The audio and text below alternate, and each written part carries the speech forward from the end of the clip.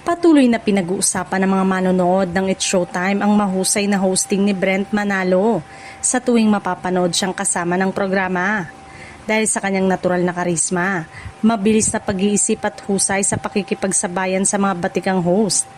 Marami ang naniniwalang isa siya sa pinakamalalakas na kandidato upang maging regular host ng noontime show. Ayon sa mga usap-usapan, si Brent Manalo umano ang number 1 sa listahan ni Vice Ganda na nais nitong makasama bilang regular host ng It's Showtime.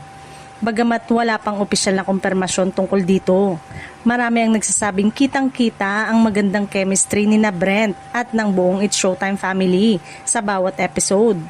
Kapansin-pansin din ang pagiging mabilis ni Brent sa pagkuha ng mga biruan at banter sa studio.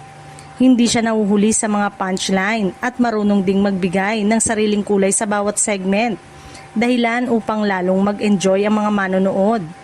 Marami ring netizen ang nagpahayag ng kanilang suporta kay Brent. Ayon sa kanila, taglay niya ang kumpiyansa, magandang personalidad at likas na kakayanan sa hosting na kinakailangan upang maging ganap na bahagi ng Showtime. Para sa ilan, hindi na siya kinakikitaan ng pagiging baguhan dahil mahusay na siyang napapantayan ang enerhiya ng mga veteranong host. Sa social media, marami ang nagsasabing malaking dagdag si Brent Manalo sa programa at umaasang mabibigyan siya ng mas malaking papel sa mga susunod na buwan.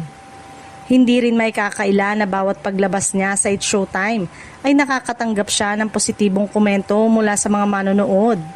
Sa ngayon, wala pang opisyal na anunsyo ang It's Showtime o si Vice Ganda tungkol sa posibilidad na maging regular host si Brent Manalo.